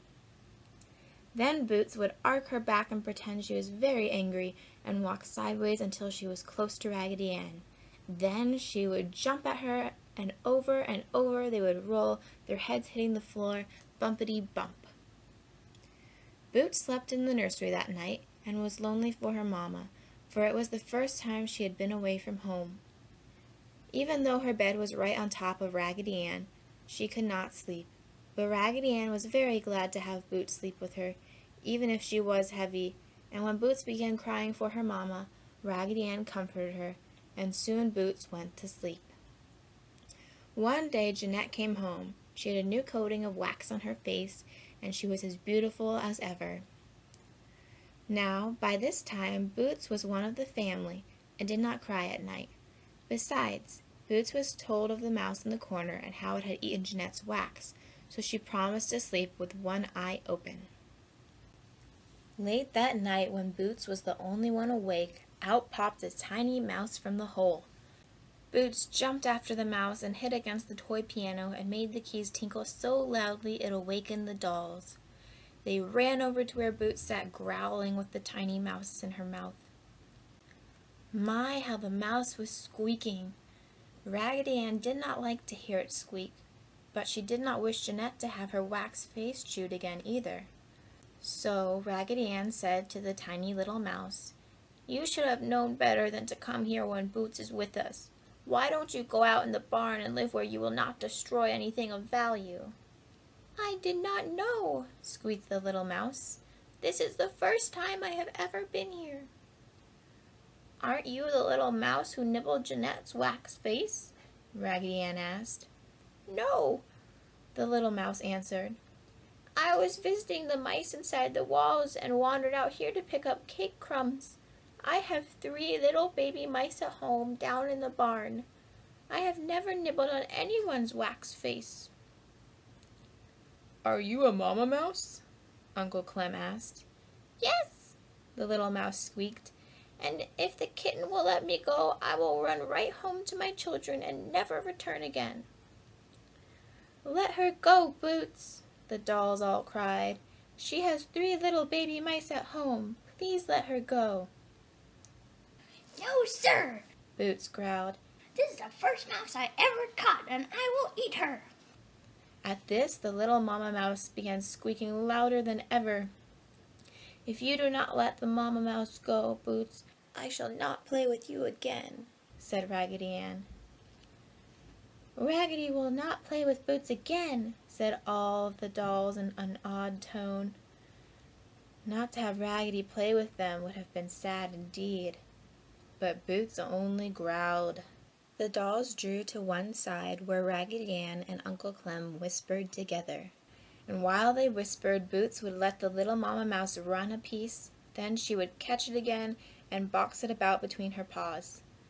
This she did until the poor little mama mouse grew so tired it could scarcely run away from Boots. Boots would let it go almost to the hole in the wall before she would catch it, for she knew it would not escape her. As she watched the little mouse crawling towards the hole, scarcely able to move, Raggedy Ann could not keep the tears from her shoe-button eyes.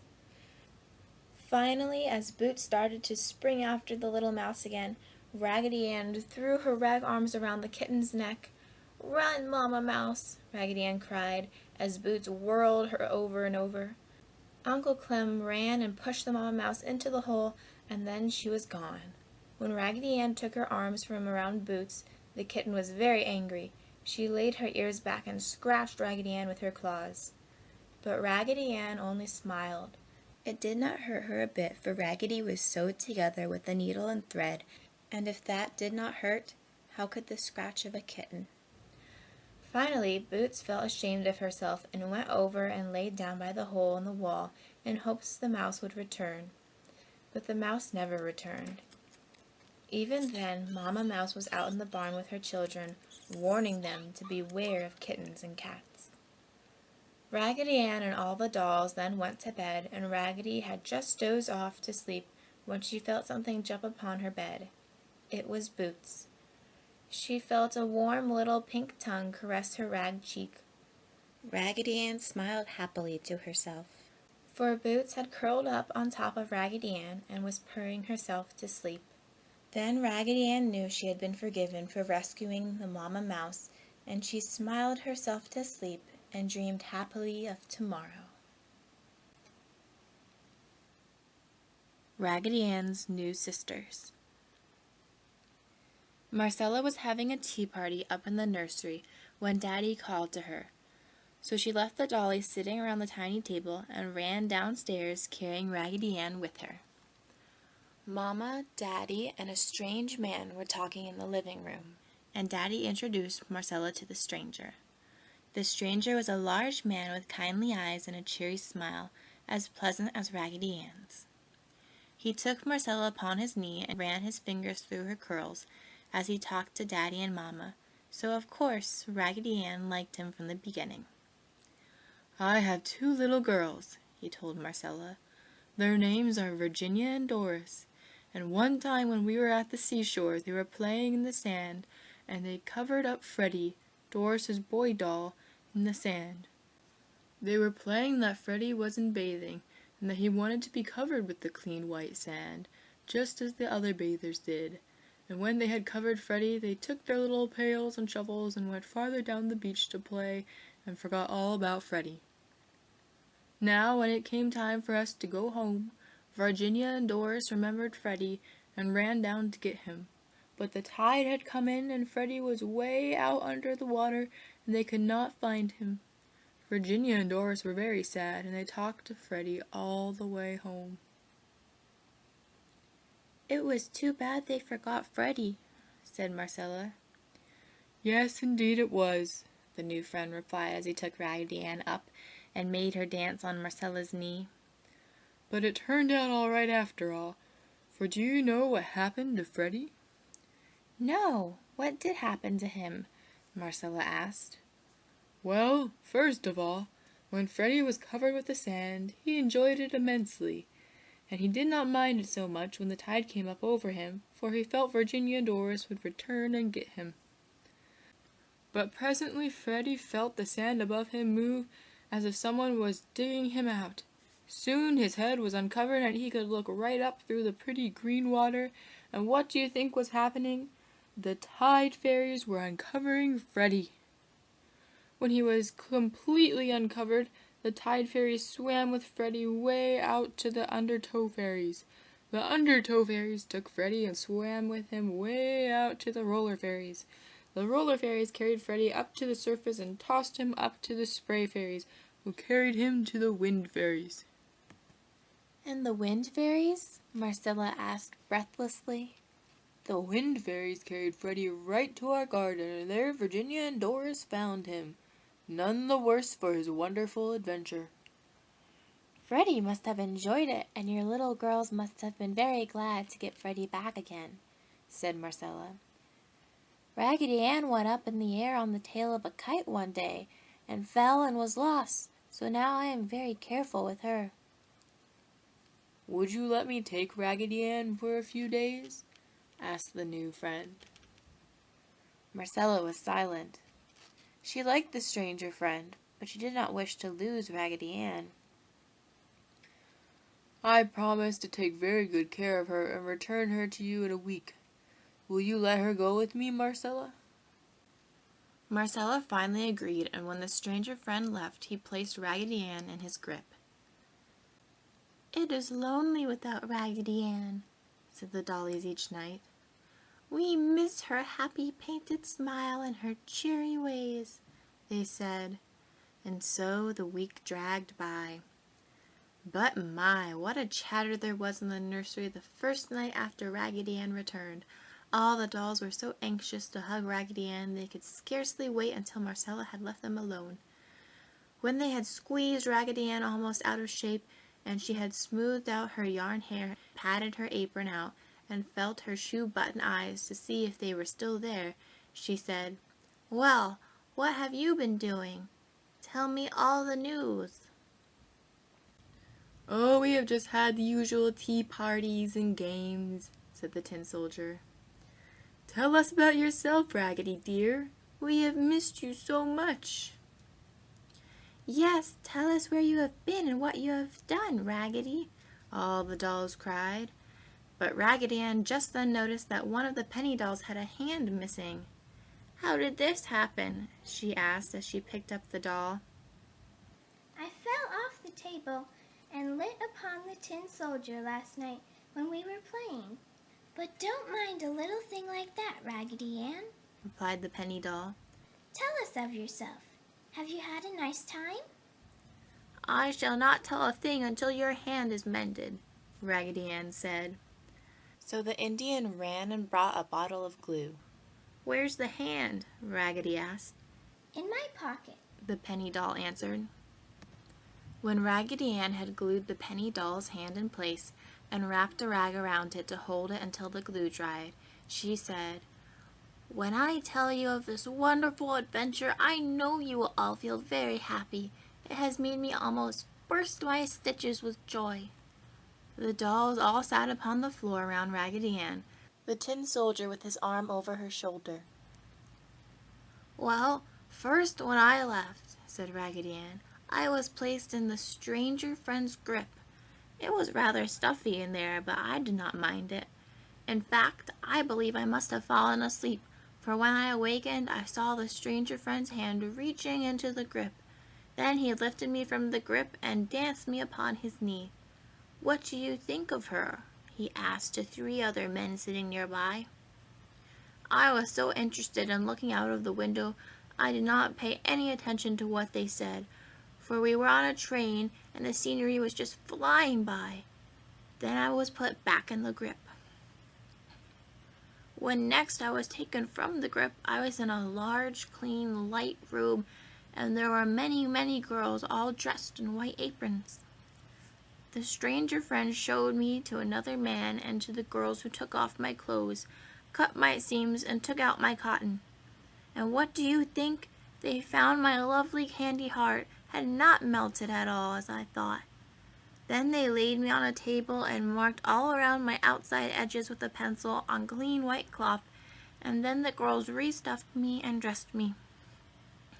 I stayed in the clean, big, light room for 2 or 3 days and nights and watched my sisters grow from pieces of cloth into rag dolls just like myself. "Your sisters!" the dolls all exclaimed in astonishment. "What do you mean, Raggedy?" "I mean," said Raggedy Ann, "that the stranger friend had borrowed me from Marcella so that he could have patterns made from me, and before I left the big clean white room, there were hundreds of rag dolls, so like me, you would not have been able to tell us apart." "We could have told you apart by your happy smile," cried the French dolly. "But all of my sister dolls have smiles just like mine," replied Raggedy Ann. "And shoe-button eyes?" the dolls all asked. "Yes, shoe-button eyes," Raggedy Ann replied. "I would tell you from the others by your dress, Raggedy Ann," said the French doll. "Your dress is 50 years old. I could tell you by that." "But my new sister rag dolls have dresses just like mine, for the stranger friend had cloth made especially for them, exactly like mine." "I know how we could tell you from the other rag dolls, even if you all look exactly alike," said the Indian doll, who had been thinking for a long time. "How?" asked Raggedy Ann with a laugh. "By feeling your candy heart. If the doll has a candy heart, then it is you, Raggedy Ann." Raggedy Ann laughed.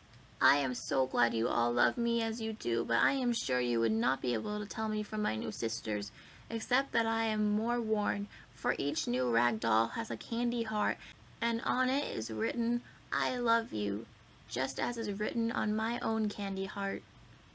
And there are hundreds and hundreds of new rag dolls? asked the little penny dolls. "Hundreds and hundreds of them, all named Raggedy Ann," replied Raggedy. Then, said the penny dolls, we are indeed happy and proud for you, for wherever one of the new Raggedy Ann dolls goes, there will go with it the love and happiness that you give to others. Glad to be their leader.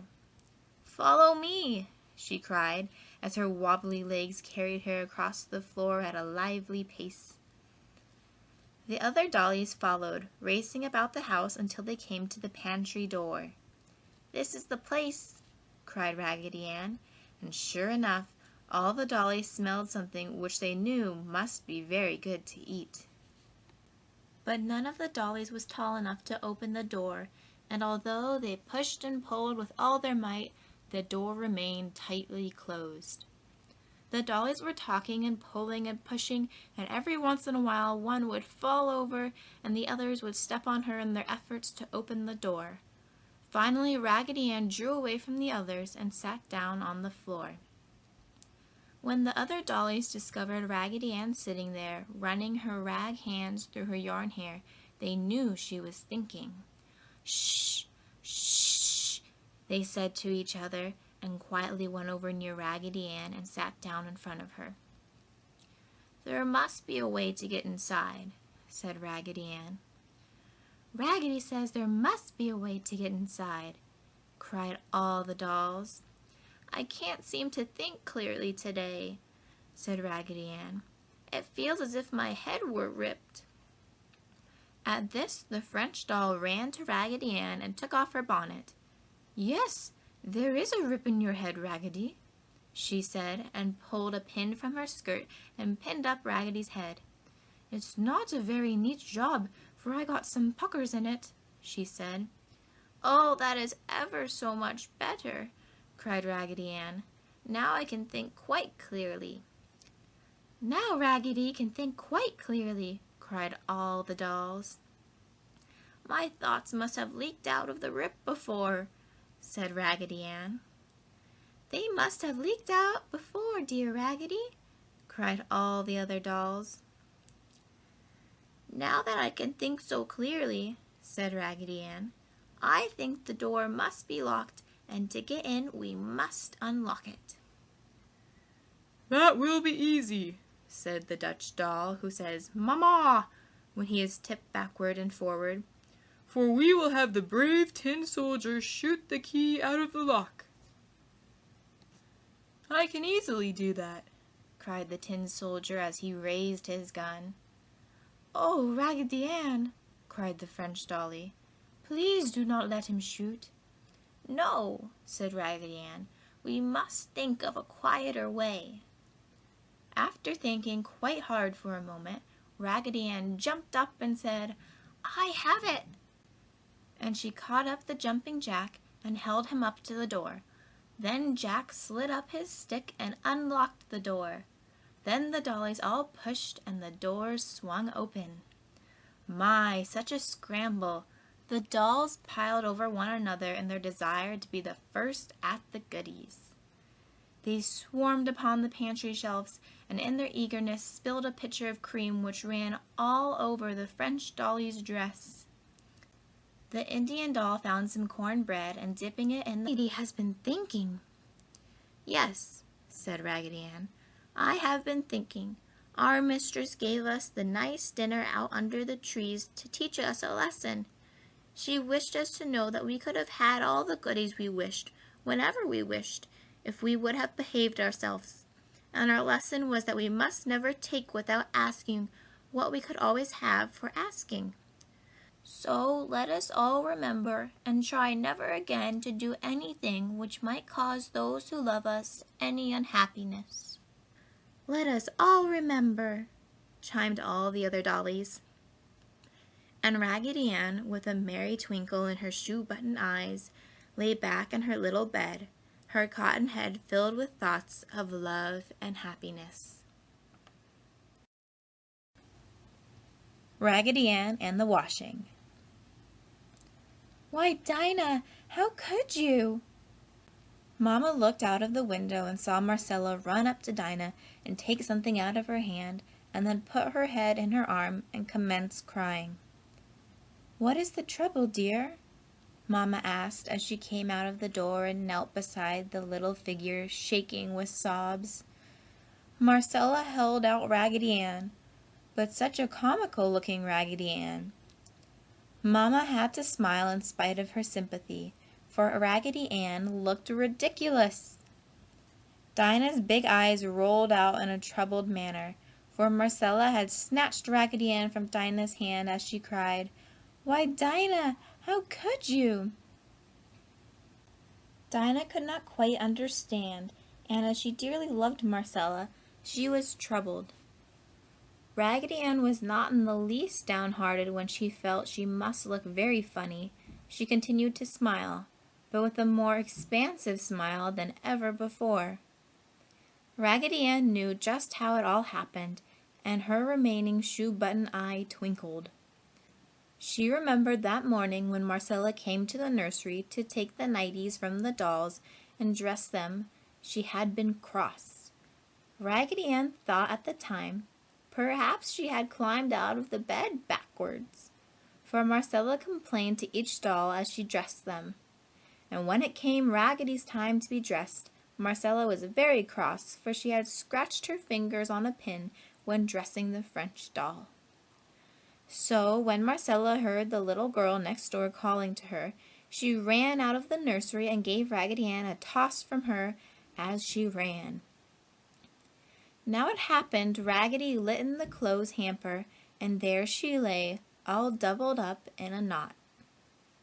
A few minutes afterwards, Dinah came through the hall with an armful of clothes and piled them into the hamper on top of Raggedy Ann.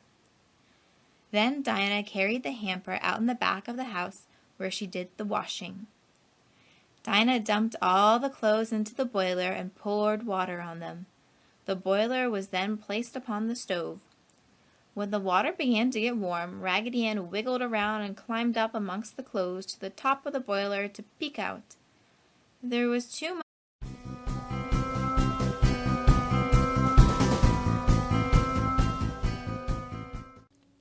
Raggedy Ann Stories by Johnny Gruelle.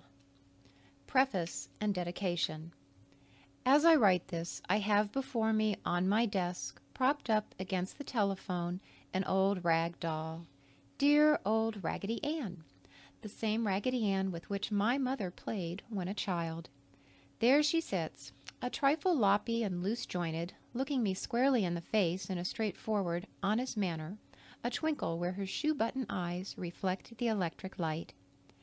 Evidently Raggedy has been to a tea party today, for her face is covered with chocolate. She smiles happily and continuously. True, she has been nibbled by mice, who have made nests out of the soft cotton with which she has been stuffed, but Raggedy smiled just as broadly when the mice nibbled at her, for her smile is painted on. What adventures you must have had, Raggedy! What joy and happiness you have brought into this world! And no matter what treatment you have received, how patient you have been! What lessons of kindness and fortitude you might teach could you but talk, you with your wisdom of 59 years. No wonder rag dolls are the best beloved. You are so kindly, so patient, so lovable. The more you become torn, tattered, and loose-jointed, rag dolls, the more you are loved by children. Who knows but that fairyland is filled with old, lovable rag dolls, soft, loppy rag dolls, who ride through all the wonders of fairyland in the crook of dimpled arms, snuggling close to childish breasts, within which beat hearts filled with eternal sunshine. So, to the millions of children and grown-ups who have loved a rag doll, I dedicate these stories of Raggedy Ann. Johnny Gruelle. Introduction. Marcella liked to play up in the attic at Grandma's quaint old house way out in the country, for there were so many old forgotten things to find up there. One day, when Marcella was up in the attic and had played with the old spinning wheel until she had grown tired of it, she curled up on an old horsehair sofa to rest. I wonder what is in that barrel way back in the corner, she thought, as she jumped from the sofa and climbed over 2 dusty trunks to the barrel standing back under the eaves. It was quite dark back there, so when Marcella had pulled a large bundle of things from the barrel, she took them over to the dormer window where she could see better. There was a funny little bonnet with long white ribbons. Marcella put it on. In an old leather bag she found a number of tin types of queer-looking men and women in old-fashioned clothes. And there was one picture of a very pretty little girl with long curls tied tightly back from her forehead and wearing a long dress and queer pantaloons which reached to her shoe tops. And then, out of the heap, she pulled an old rag doll with only one shoe-button eye and a painted nose and a smiling mouth. Her dress was of soft material, blue with pretty little flowers and dots all over it. Forgetting everything else in the happiness of her find, Marcella caught up the rag doll and ran downstairs to show it to Grandma. Well, well, where did you find it? Grandma cried. It's old Raggedy Ann, she went on as she hugged the doll to her breast. I had forgotten her. She has been in the attic for 50 years, I guess. Well, well, dear old Raggedy Ann, I will sew another button on her right away. And Grandma went to the machine drawer and got her needle and thread. Marcella watched the sewing while Grandma told how she had played with Raggedy Ann when she was a little girl. Now, Grandma laughed, Raggedy Ann, you have 2 fine shoe-button eyes, and with them you can see the changes that have taken place in the world while you have been shut up so long in the attic. For Raggedy Ann, you have a new playmate and mistress now, and I hope you both will have as much happiness together as you and I used to have." Then Grandma gave Raggedy Ann to Marcella, saying very seriously, "Marcella, let me introduce my dear friend, Raggedy Ann. Raggedy, this is my granddaughter, Marcella." and Grandma gave the doll a twitch with her fingers in such a way that the rag doll nodded her head to Marcella. "Oh, Grandma, thank you ever and ever so much." Marcella cried as she gave Grandma a hug and a kiss. "Raggedy Ann and I will have just loads of fun." And this is how Raggedy Ann joined the doll family at Marcella's house, where she began the adventures of Raggedy Ann, told in the following stories. Raggedy Ann learns a lesson. One day the dolls were left all to themselves. Their little mistress had placed them all around the room and told them to be nice children while she was away. And there they sat and never even so much as wiggled a finger until their mistress had left the room. Then the soldier dolly turned his head and solemnly winked at Raggedy Ann. And when the front gate clicked and the dollies knew they were alone in the house, they all scrambled to their feet. "Now let's go have a good time," cried the tin soldier. "Let's all go in search of something to eat." "Yes, let's all go in search of something to eat," cried all the other dollies. "When Mistress had me out playing with her this morning," said Raggedy Ann, "she carried me by a door near the back of the house, and I smelled something which smelled as if it would taste delicious." "Then you lead the way, Raggedy Ann," cried the French dolly. "I think it would be a good plan to elect Raggedy Ann as our leader on this expedition," said the Indian doll. At this, all the other dolls clapped their hands together and shouted, "Hooray! Raggedy Ann will be our leader!" So Raggedy Ann, very proud indeed to have the confidence and love of all the other dollies, said that she would be very molasses. He sat down for a good feast. A jar of raspberry jam was overturned, and the dollies ate of this until their faces were all purple. The tin soldier fell from the shelf 3 times and bent one of his tin legs, but he scrambled right back up again. Never had the dollies had so much fun and excitement, and they had all eaten their fill when they heard the click of the front gate. They did not take time to climb from the shelves, but all rolled or jumped off to the floor and scrambled back to the room as fast as they could run, leaving a trail of breadcrumbs and jam along the way. Just as their mistress came into the room, the dolls dropped in whatever positions they happened to be in. "This is funny," cried Mistress. "They were all left sitting in their places around the room. I wonder if Fido has been shaking them up." Then she saw Raggedy Ann's face and picked her up. "Why, Raggedy Ann, you are all sticky. I do believe you are covered with jam." And Mistress tasted Raggedy Ann's hand. "Yes, it's jam! Shame on you, Raggedy Ann. You've been in the pantry, and all the others too."